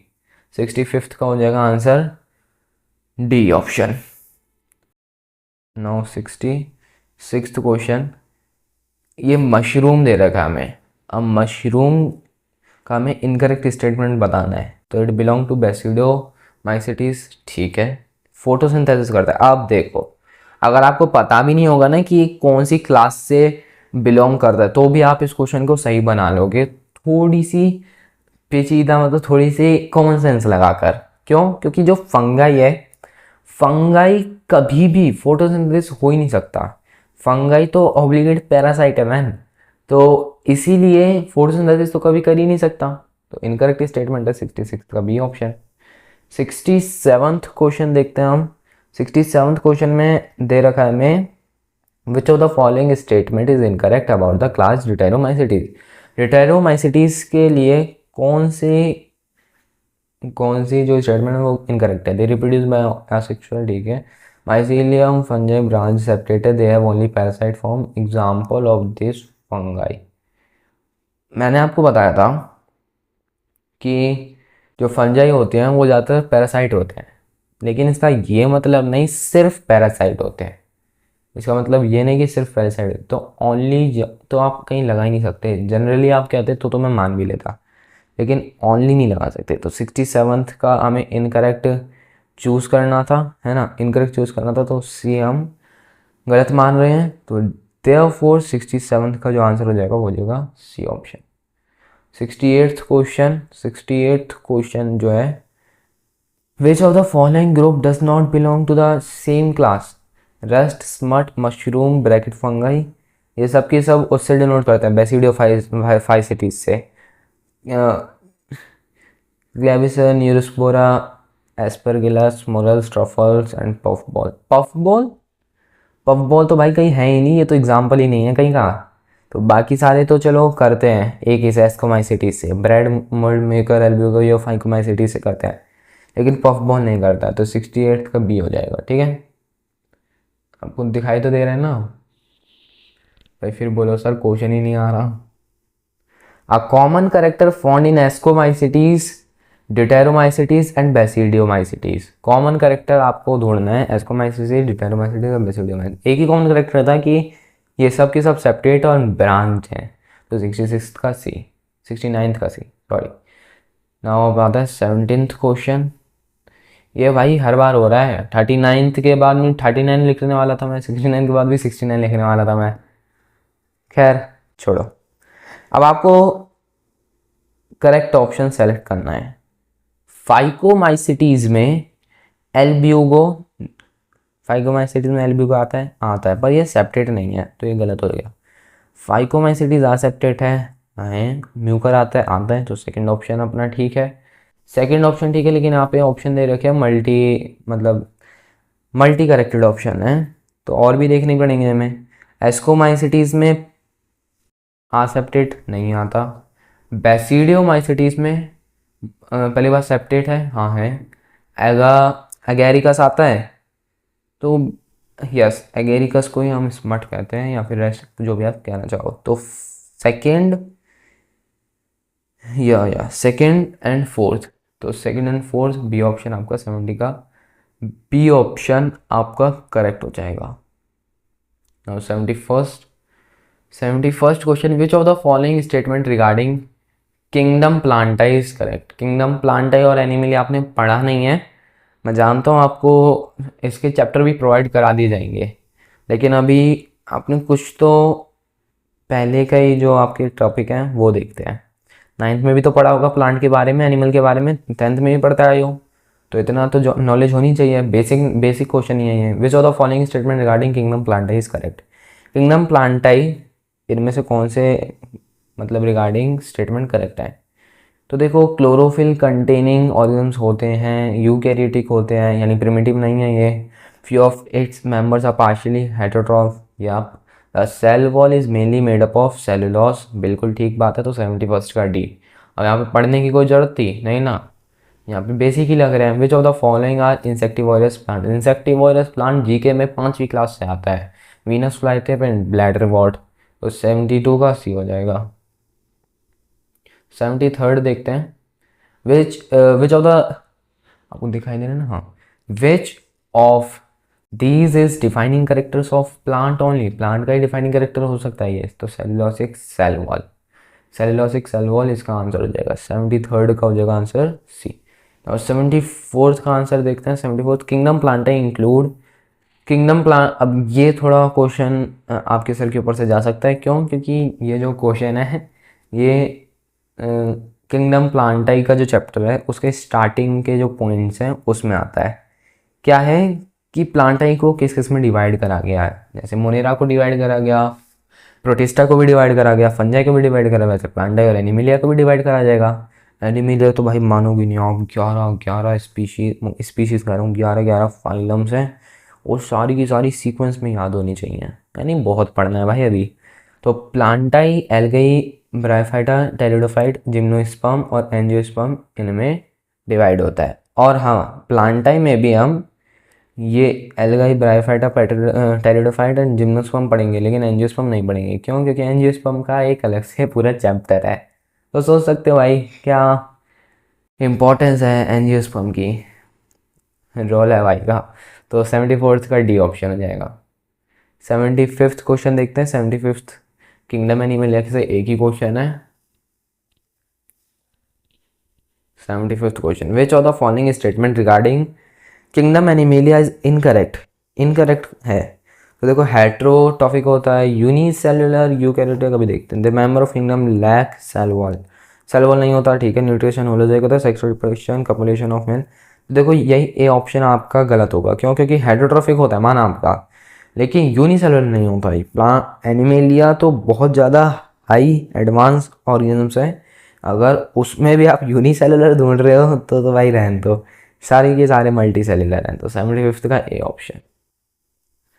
Now 76th question. अब आते हैं अपना टॉपिक वायरस, विरोइड्स, प्रियंस एंड लीचन। लीचन मैं आपको बता दूं, लीचन जो बनता है वो बनता है फंजाई से और एलगी से। एलगी आपका खाने देता है, फंजाई आपका शेल्टर देता है, तो इन दोनों जब मिलते हैं तब आपका लीचन बनता है, ठीक है। सिम्बायोसिस रिलेशनशिप में रहते हैं ये।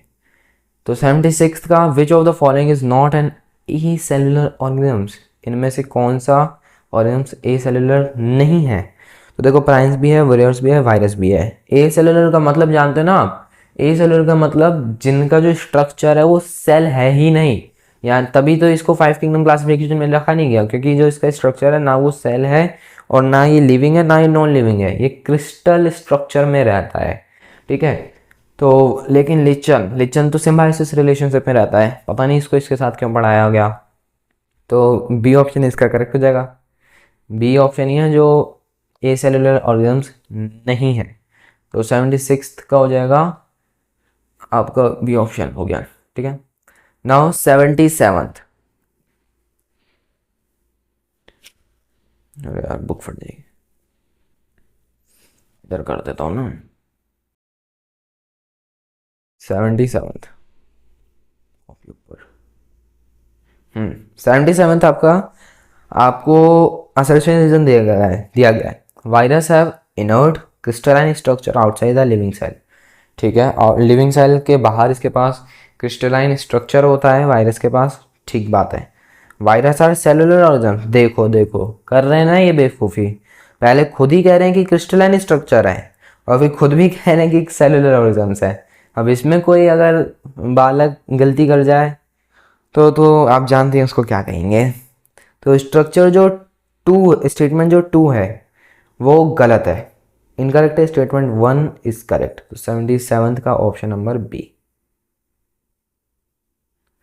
78th, who crystallised and isolated virus for the first time, यानी सिंपल सी बात है, किसने वायरस को सबसे पहली बार, मतलब सॉरी, जो वायरस का स्ट्रक्चर था वो सबसे पहली बार किसने क्रिस्टलाइज बताया गया था?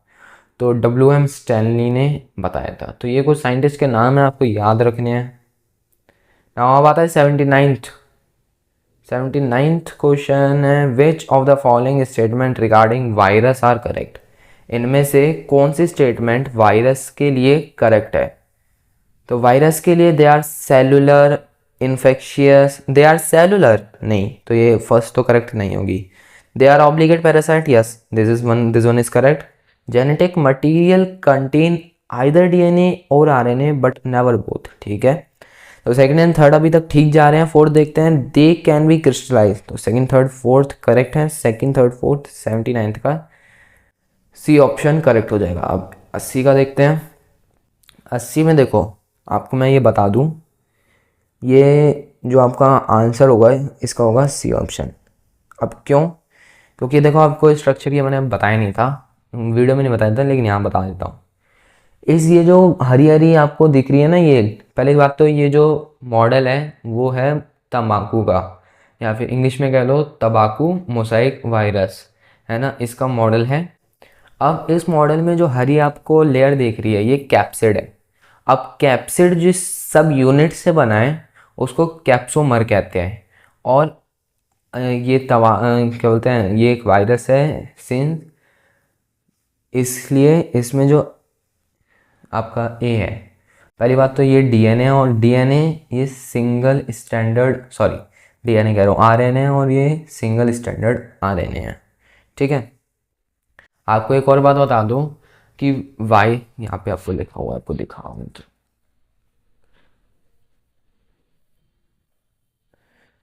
वायरस, ये रहा वायरस टॉपिक, या देखो कहाँ लिखा है? In general virus infect plant, हाँ।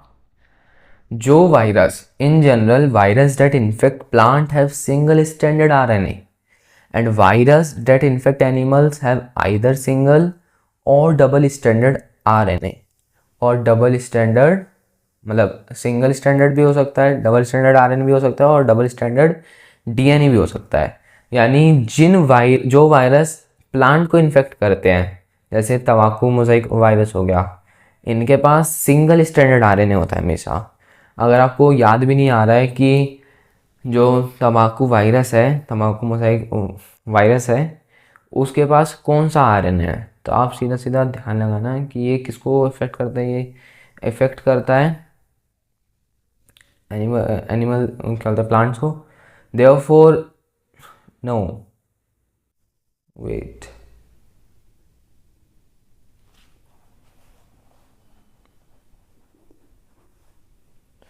यहाँ पे लिखा होगा ना कहीं तो।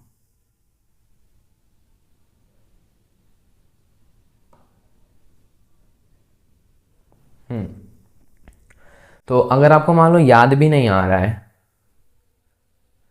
अगर मान लो आपको याद भी नहीं आ रहा है कि भाई था क्या आखिर, ये जो आपको ये दे रखा है, ये मॉडल दे रखा है तंबाकू तंबाकू बार बार कह रहा हूँ, टोबैको मोज़ाइक वायरस, वो क्या मतलब उसके जो आरएनए है वो कैसा है, सिंगल स्टैंडर्ड है या डबल स्टैंडर्ड है ना। तो आपको सिंपल सिंपल याद रखना है कि जो तंबाकू मोज़ाइक वायरस है, जिसे टीएमवीबी कहते हैं, वो क्या करता है, वो सिंपल क्या करता है, सिर्फ और सिर्फ प्लांट को अफेक्ट करता है।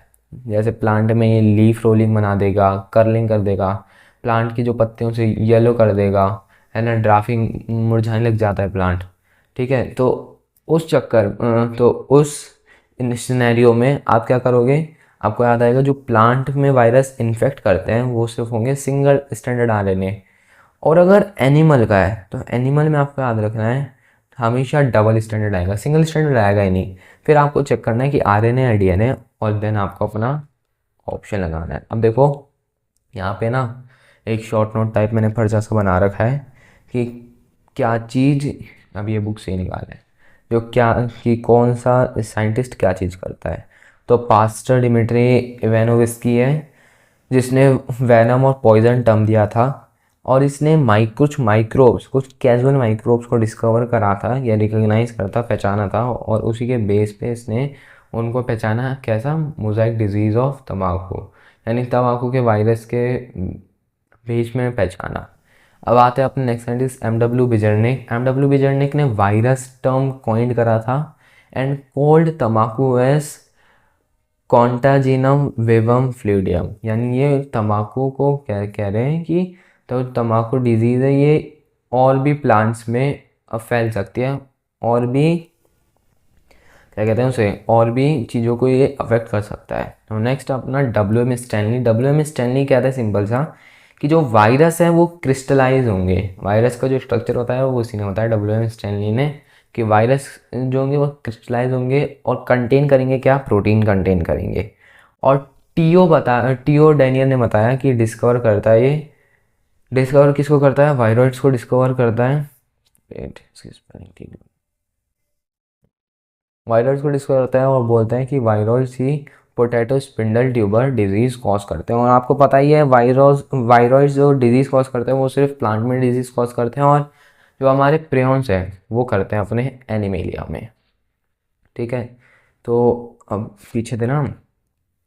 तो आपको पता चल गया ना 80 का आंसर क्या होगा। ये प्लांट में आखिर तंबाकू जो निकला है वो निकला कैसे, प्लांट से ही निकला, प्लांट वायरस ही है। बाकी वो तो हम ह्यूमन खाने लग गए हैं, हम क्या खाने लग गए हैं, कुछ हैं लोग, कुछ क्या बहुत सारे हैं भाई, देश खराब हो रहा है। हाँ भाई, हमें ही ठीक करना है। तो बी कैप्सोमर और सिंगल स्टैंडर्ड आरएनए हो जाएगा, सी ऑप्शन इसका करेक्ट ऑप्शन हो जाएगा।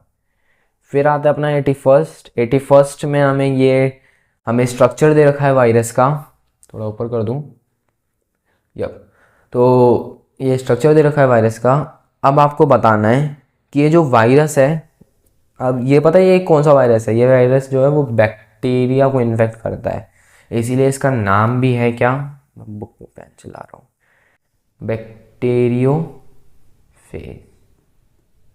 बैक्टीरियोफेज इसका नाम है, और बैक्टीरियोफेज है तो इसलिए इन्फेक्ट करता है बैक्टीरिया को, तो इसका ऑप्शन हो जाएगा डी। काफ़ी सारी चीज़ें जो ऐसी हैं जो कि मैंने वायरस, विरियोट्स, प्रियॉन्स की लेक्चर में नहीं बताई हैं, लेकिन अगर आपको नीट लेवल तक की तैयारी करनी है तो आपको भाई ये ऐसे क्वेश्चंस आपको प्रैक्टिस करने आनी चाहिए, और ये क्वेश्चंस मैं आपको प्रैक्टिस करा देता हूँ। कैसे मैं अभी जैसे करा रहा हूँ वैसे में, यानी इम्पॉर्टेंट क्वेश्चंस की सीरीज़ में। अभी मैंने केमिस्ट्री के चैप्टर नंबर 1 का भी करा दिया है, और इसके भी बायोलॉजी का चैप्टर नंबर 1 का भी करा दिया है, ये बायोलॉजी के चैप्टर नंबर 2 का करा रहा हूँ अब। तो देखो ये आपको स्ट्रक्चर दिया गया है, स्ट्रक्चर में पूछा गया है कि पी क्या है, तो पी अपना होगा हेड, क्यू क्या है, क्यू होगा कॉलर, कॉलर। अब कॉलर में भी जो आर है वो है हमारी शीथ, क्योंकि कैप्सिड तो सिर्फ उसमें होता है ना, ये बैक्टीरियोफेज है, बैक्टीरियोफेज में थोड़ी कैप्सिड होगा, प्रोटीन स्ट्रक्चर लेयर जो होती है। और फिर टेल फाइबर आ जाते हैं, ऐसा हमारी जो मकड़ी की टांगे हैं ना, ये टेल फाइबर है। तो 82 का A option. Now 83rd question हमें दे रखा है, select the pair that consist of viral diseases. Viral diseases जो वायरस से कॉज होती है, तो वो मम्प भी है, स्मॉल पॉक्स भी है। अरे यार आपको दिखाई दूँ, ये दे रखी है इधर।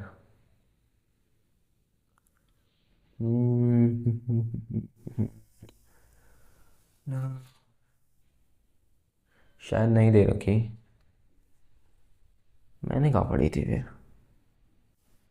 एनसीईआरटी में दे रखे हैं, फिर एनसीईआरटी में आप देखना, मम्प, स्मॉल फॉक्स, हर्प, इन्फ्लुएंजा, ये सब एकदम लाइन से दी होंगी। लेकिन क्लोहेरा और टाइफॉइड तो ये तो भाई बैक्टीरिया वगैरह या फिर क्या कहते हैं प्रोटिस्टा वगैरह करते हैं, ये वायरस थोड़ी करते हैं। तो बोथ ए एंड बी, तो 83rd का आंसर हो जाएगा अपना, 83rd का आंसर हो जाएगा डी। ठीक है, फिर आते हैं 84 पे, लिखो आंसर तो लिखता हूँ। आंसर लिखना मस्ट इम्पॉर्टेंट, ओके बता रहा है कहाँ तक हुए हम, दोबारा क्वेश्चन नहीं लिख दिया। विच of the following is not a viral disease of plant. Viral disease जो प्लांट से मतलब प्लांट की नहीं है, तो पोटैटो लीफ रोल है, लीफ कलर भी है, रस्ट तम्बाकू मोज़ेक भी है।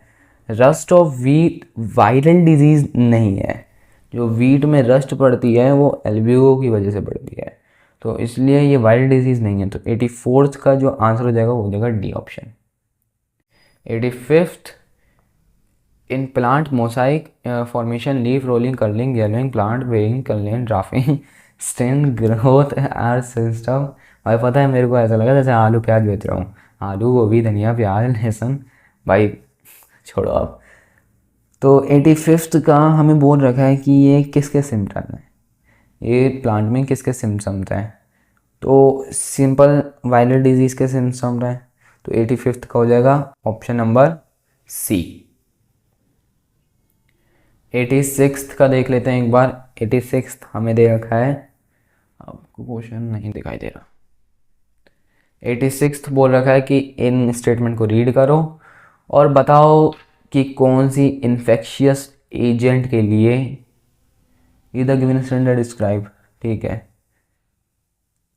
अच्छा जो एजेंट होते हैं इन्फेक्शियस एजेंट, जैसे वायरस, विरियॉन्स, वायरॉइड, बैक्टीरियोफेज, तो ये सारे उन्हीं के लिए दिए गए हैं। अब आपको बताने कि ये उनमें से ये जो स्टेटमेंट है वो किसके लिए दी गई हैं, मतलब कौन से इन्फेक्शियस एजेंट के लिए दी गई हैं। तो हमें बताया गया है कि जो ये मतलब उसको एक्स मान लो, इस लेट इन्फेक्शियस स्टेज एक्स, बताओ मैथ्स कर रहे हैं हम। तो एक्स जो है वो डिस्कवर करा गया है टीओ डैनियर के द्वारा, और वायरस से काफ़ी ज़्यादा छोटा है। तो वायरस से छोटा तो विरियॉन्स भी है और वायरॉइड्स भी हैं, बैक्टीरियोफेज का पता नहीं। It cause potato spindle. अब पोटैटो स्पिंडल नाम सुनते ही आपके दिमाग में बनना चाहिए विरियॉइड, तो विरियॉइड ही ये कॉज करता है। तो 86th का आंसर हो जाएगा बी। तो यहाँ से हमें एक और डिस्कवरी पता चल गई कि वायरॉइड को डिस्कवर किसने करा था, टीओ डैनियल ने। ये थोड़े साइंटिस्ट के नाम जो है याद रख लेना, इनके ऊपर एमसीक्यू बनने के बहुत ज़्यादा चांसेस हैं, क्योंकि और क्या ही बनाएंगे ये। बाकी सारी तो एक वायरस से दो तीन जगह से क्वेश्चन आ सकता है। एक उसकी लेयर पे जो प्रोटीन की लेयर होती है, कैप्सिड कैप्सोमर वगैरह। फिर एक आता है स्ट्रक्चर पे क्वेश्चन, एक आता है आपका डिजीज़ पे क्वेश्चन, और एक आता है साइंटिस्ट के ऊपर क्वेश्चन। ये चार तरीके के ही क्वेश्चन बन सकते हैं, बाकी ज़्यादा क्वेश्चन नहीं बनते इस पे। हम्म, या 87th का बोल रखा है, choose the incorrect statement regarding the viroid. Viroid के हमें रिगार्डिंग इनकरेक्ट स्टेटमेंट चूज करना। They are smaller than virus, बिल्कुल ठीक है। They are infection, they are protein code. देखो प्रोटीन कोड वायरॉइड के पास नहीं होता, ये सिर्फ वायरस के पास होता है, जिसका नाम है कैप्सिड। मतलब कैप्सिड जो वायरस का नाम नहीं है, कोट का नाम है, जो प्रोटीन कोट है उसका नाम है कैप्सिड। तो 87th का आंसर हो जाएगा सी। 88th क्वेश्चन देख लेते हैं अभी। हमें बोल रखा है कि आपको select the incorrect one, incorrect one को आइडेंटिफाई करना है। तो potato spindle tuber disease is cause by virus, ठीक है। वायरस आर ऑब्लिगेट पैरासाइट, ठीक है। बोविन स्पॉन्जियम इलेक्ट्रोफोरेसपैथी, भाई बहुत तेज पढ़ते हैं। Cattle is cause by prions. तो देखो ये जो बीमारी है ना, इसी बीमारी को जनरल में क्या कहा जाता है, मैड काउ डिजीज, जो गाय को पागल कर देती है बीमारी, उसी का नाम है, उसी का साइंटिफिक नेम है। तो पहला दूसरा तीसरा ठीक है। Capsomer in virus are arrange in round form, तो कैप्सोमर राउंड फॉर्म में अरेंज नहीं होते हैं। कैप्सोमर जो होते हैं वो कैप्सिड के सब यूनिट होते हैं, वो प्रेजेंट होते हैं हेलिकल फॉर्म में, ठीक है। तो दैट्स वाई ये चौथा जो गलत हो जाएगा, और गलत ही हमें सेलेक्ट करना था, तो 88 का डी ऑप्शन हो गया। 89th क्वेश्चन, बहुत करीब आ चुके हैं हम अपने 100 क्वेश्चन के। 100 क्वेश्चन के किस में आप कह सकते हो वचन में, या फिर युद्ध कह लो आप, युद्ध ही लड़ रहे हैं भाई हम, इतनी गर्मी में बैठ के क्वेश्चन कर रहे हैं, वो भी 100। Well done. Select the incorrect statement, incorrect statement दोबारा सेलेक्ट करनी है। Most plant virus are RNA virus, ठीक है, आरएनए वायरस होते हैं। Bacteria phage phages, bacteria phage bacteria, ठीक है। डबल स्टैंडर्ड डीएनए देखते हैं अभी। All virus that infect animals have single, गलत। वायरस जो एनिमल को इन्फेक्ट करते हैं उनके पास या डीएनए भी हो सकता है, आरएनए भी हो सकता है, लेकिन सिंगल स्टैंडर्ड नहीं होता उनके पास, एसएस नहीं होता उनके पास, हमेशा डीएस होता है, यानी डबल स्टैंडर्ड। तो 89th का सी ऑप्शन हो जाएगा सही आंसर, क्योंकि हमें गलत चीज़ें चुननी थी। हम 19th क्वेश्चन एक बार देख लेते हैं अपन। भाई थक गया मैं बोलते बोलते। 19th क्वेश्चन है, read the given statement about lichen and select the incorrect one. Question पूरा आ रहा है, बिल्कुल आ रहा है। तो आपको 19th क्वेश्चन सेलेक्ट करना। They are mutual associated between algae and bacteria, ठीक है। Algal partner obtain water mineral salt algal fruit product. Algal partner यानी एल्गी, एल्गी जो है वो फूड प्रोड्यूस करता है। Fungi obtain food prepared by algae, sorry, algae जो है वो फूड देता है, ठीक है। They do not grow in polluted area, ये भी ठीक है। The phycobionts are heterotrophic and mycobionts are eight autotrophic. तो हमें इनकरेक्ट वंस बताने हैं। algae partner obtain water mineral salt from the fungi and fungi partner, सब तो ठीक लग रहा है यार इसमें, तो क्या हो सकता है। देयर म्यूचुअल एसोसिएशन, फाइको, एक तो देखो मेरे को ये गलत लग रहा है, ये फाइकोबाइंड्स आर हेटरोट्रॉफ एंड माइकोबाइंड्स, क्योंकि ऐसा तो कोई रोल है ही नहीं इसमें, लिचन में हमने ऐसा कुछ पढ़ा ही नहीं है। लेकिन फर्स्ट भी मेरे को गलत लग रहा है, क्यों, क्योंकि म्यूचुअल एसोसिएशन नहीं होता, सिम्बायोटिक एसोसिएशन होता है। तो फर्स्ट एंड फोर्थ पे जाते हैं अपन सी, 90 का सी लेंगे। एक बार चेक कर लेते हैं एक बार 19th का आंसर क्या होगा। यार करेक्ट है भाई, देख रहे हो, इसको कहते हैं तुक्का लगाना, ऐसे थोड़ी अक्कड़ वक्कड़ बम्बे वो खेलो। तुक्का लगाने में कला है भाई, जिसको आ गई ना उसके 5 नंबर तो ऐसे ही यूँ 5 क्वेश्चन तुक्के में ठीक हो जाते हैं, अगर नहीं आते हो तो। लेकिन आपको नॉलेज भी पूरी होनी चाहिए, तभी तुक्का भी लगता है। नाउ नेक्स्ट क्वेश्चन नंबर 91, दिखाई दे रहा है ना। Match column 1 with column second and select the correct option from the given course. Chief producer ocean के हैं डायटम्स। अब जब डायटम है तो ए का सेकंड हो जाएगा red tide, dinoflagellate, mixotrophic, euglenoids and Plasmodium. Plasmodium क्या करते हैं, प्लाज्मोडियम करते हैं अपना स्लाइम मोड में ही आते हैं। प्लाज्मोडियम को जो काफ़ी सारी न्यूक्लिएटेड बॉडीज़ होती हैं, रिप्रोडक्टिव एरिया भी कह सकते हैं आप, प्लाज्मोडियम में होता है। तो इसका जो आंसर हो जाएगा वो हो जाएगा ए का सेकंड, ए का सेकंड है, बी का फोर्थ, बी का फोर्थ और सी का फर्स्ट, सी का फर्स्ट, ए ऑप्शन है 91 का। 92 देख लेते हैं एक बार, इसको भी मैचिंग करना है। सैप्रोफाइटिक प्रोटिस्ट, स्लाइम मोल्ड्स को कहते हैं, स्लाइम मोल्ड्स को, हाँ स्लाइम मोल्ड्स को कहते हैं। तो ए का हो जाएगा फोर्थ, देखो सी ऑप्शन सीधा ही करेक्ट हो गया हमारा।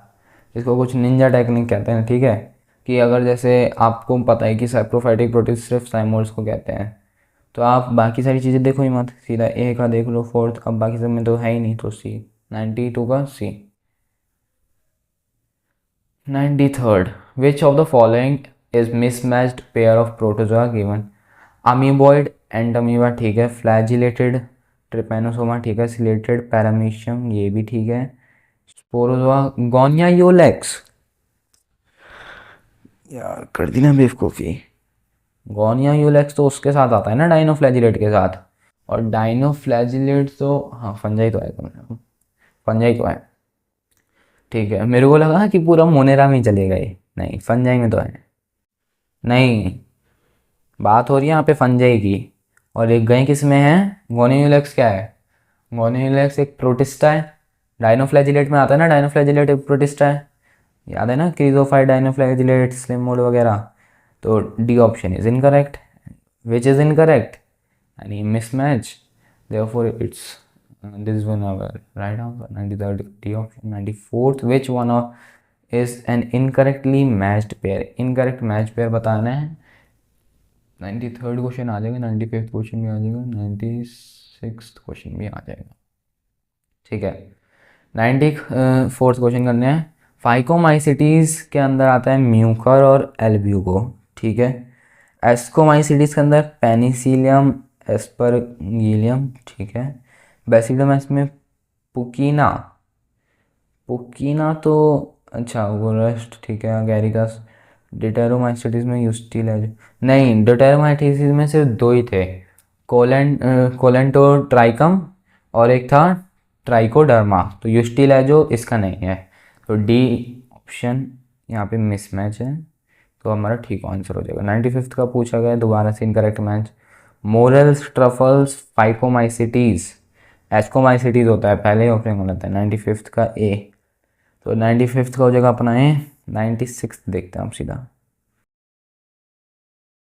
मैच करना है। फाइकोमाइसिटीज़ को हम क्या कहते हैं अभी देखते हैं। पहली बात ब्रैकेट, ब्रैकेट फंगाई बेसिडोमाइसिटीज़ को कहते हैं, तो सी का फोर्थ दूंगा, सी का फोर्थ सिर्फ एक में है, तो ए ही हमारा सही आंसर हो जाएगा। आप देख लो इससे, इसके हिसाब से एल्गल फंगाई फाइकोमाइसिटीज़ को कहते हैं, ascomycetes sac fungi, basidiomycetes club fungi भी कहते हैं और ब्रैकेट फंगाई भी कहते हैं, दो दो नाम है। और वैसे ही फाइकोमाइसिटीज़ को क्या दो नाम बताए थे ना मैंने, एक एल्गल फंगाई तो यहाँ पे है, और एक जो पहले बताया था क्लास में, जो लेक्चर में बताया था, वो आप मेरे को कमेंट सेक्शन में बताना। अब जो डिटरमाइसिटीज़ है वो इम्परफेक्ट फंगाई है, तो ए ऑप्शन ठीक है इसका। अब 97th क्वेश्चन हाजिर हो गया। 97th क्वेश्चन में हम देखते हैं,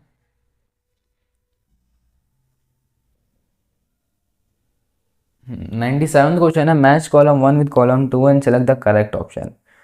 करेक्ट ऑप्शन हमें बताना है, तो कॉलम 1 और कॉलम 2 को आपको वही मैच करना है।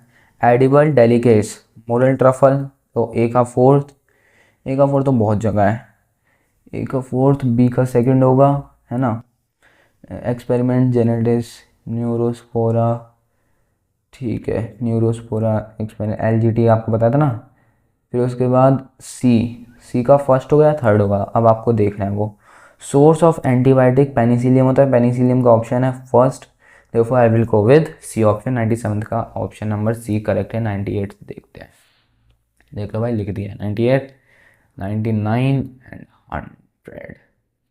98th क्वेश्चन हमें दिया गया मैचिंग करने के लिए, Monera, Monera, protista, fungi, Plantae, Animalia, सभी कुछ दे दिया। तो एनिमिलिया तो देखो सामने सामने दे रखा है, फेलिस पैंथेरा, फंजाई का म्यूकर हो जाएगा, प्लांटाई का क्या हो जाएगा, प्लांटाई का हो जाएगा ये कसकटा सोलेनम, और कसकटा तो आपने सुना होगा, सोलेनम, ब्रिंजल जो होता है ना, ब्रिंजल, उसके जीनस को कहते हैं।